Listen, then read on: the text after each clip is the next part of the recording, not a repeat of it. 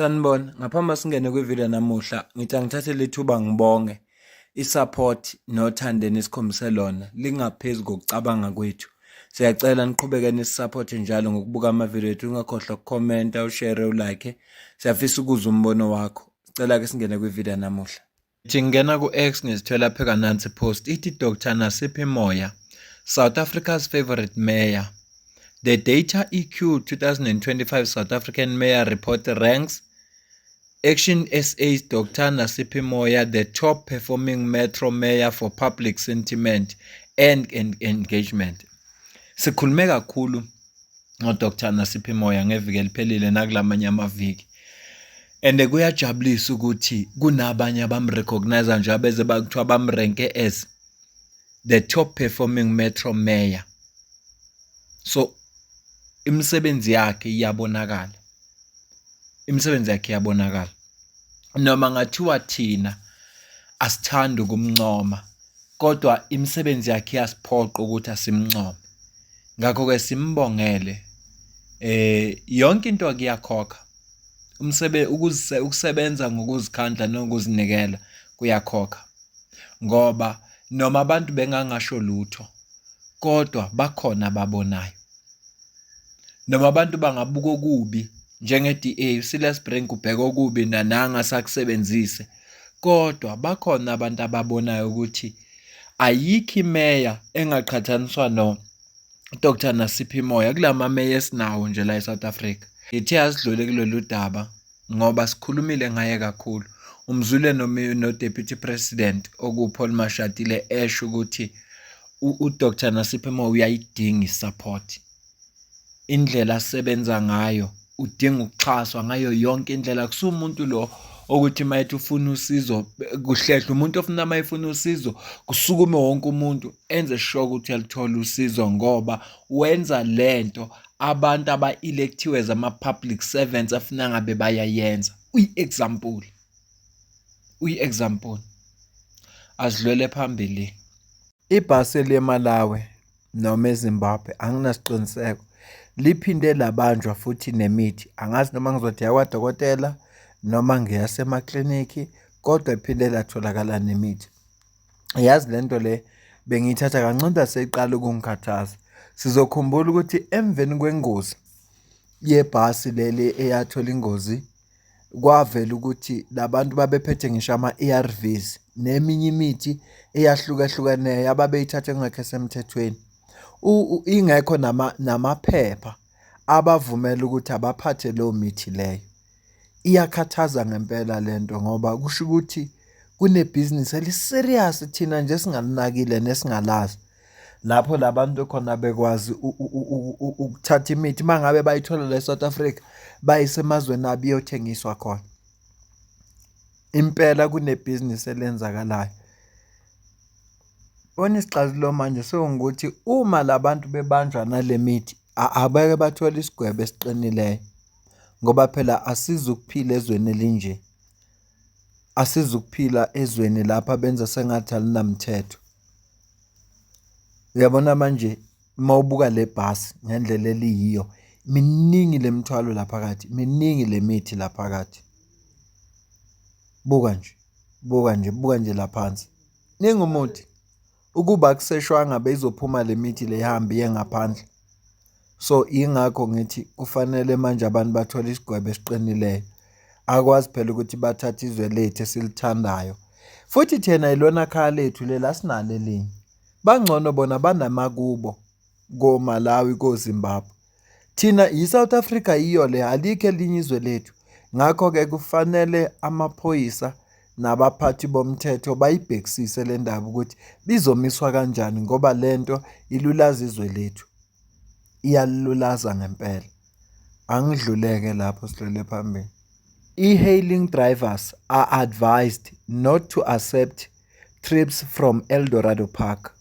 2 suspects arrested for hijacking vehicle and kidnapping in Eldorado Park. Members of SAPS, Gauteng Traffic Police from Eldorado Park and Retract Tracking Company arrested 2 suspects for possession of hijacked motor vehicle and kidnapping.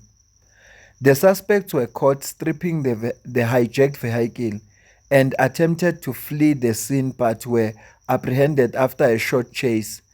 Both suspects, aged between 18 and 23, are believed to be notorious for targeting Uber and Bolt drivers in and around area.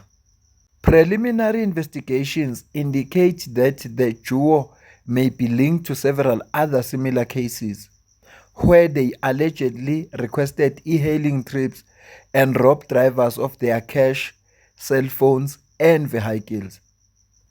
Eldorado Park SAPS are urging Uber and Bolt drivers to avoid accepting trips to or from Eldorado Park, Extension 1, 2, and 4, as these areas have been identified as high-risk zones for such robberies. Bayaxwayiswa-ke abantu abadrive imoto zo-Uber ukuthi bangawathatha ama-trip e-Eldorado Park. Eldorado Park ezinye zendawo zamakhaladi ezinobugebengu obuyinqaba. And le ndawo zamakhaladi zonke zizogcina zinegama elibi vele. Zinegama elibi, mangithi zizogcina zinegama elihle, lesigama elibi angisho kahle. Zinegama elibi vele. Izolo besikhuluma ngodaba laseRegepark. Ekseni sakhuluma ngodaba lakhona futhi eRegepark, sakhuluma ngodaba laseWestbury, njengoba manje sesikhuluma ngodaba lase-Eldorado Park. Le nto eyenzakalayo seyizo-affecta abantu abangezona igebengu. I-Bolt noma i-Uber ebeyenza izinto zibe lula kubo. Kodwa ngoba umuntu akabhali ukuthi uyisigebengu, angeke abantu besathemba. Njengoba ubonile nje ku-screen sakho, ubonile imoto abayistriphile laba 4. Imoto awucabanga nje, lethe umuntu udriver, imoto akuyona yakhe, udriver nje wale moto, ifika ithathwe ezandleni zakhe bayistriphe kanje, kusasa uzosebenza ngani? Noma kuthiwa ngeyakho, njengoba beyistriphile kanje, kusasa uzosebenza ngani? Ayibhlungu lento eyenzekayo. Gauteng Police seized goods worth over 7 million rand in a series of operations targeting counterfeit, contrabranded and illicit goods in Cosmo City, Klip River, Brixton and Johannesburg Central from 27 to 31 October 2025. In collaboration with brand protectors, SARS, Customs, Border Police and Public Order Policing, the Gauteng Counterfeit Unit seized a total of 18,576 items and a total of 68,660 rand. Cash was confiscated during the operation. The seized item include counterfeit consumables, clothing, cell phone accessories, toys, shoes, and illicit pharmaceutical products.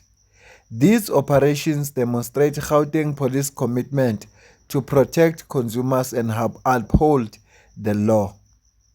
Ithe uma ngikhuluma ngeviki eliphelile ngathi isikhathi esiphila kuso siyakuvumela ukuthi ukwazi ukuthenga izinto eChina. Ususe eChina ungakaze waya khona noma kuliphi izwe uzilethe la eSouth Africa. Kodwa inkinga efika ibe khona uma usufike la eSouth Africa, uma lezi zinto zingarejistwanga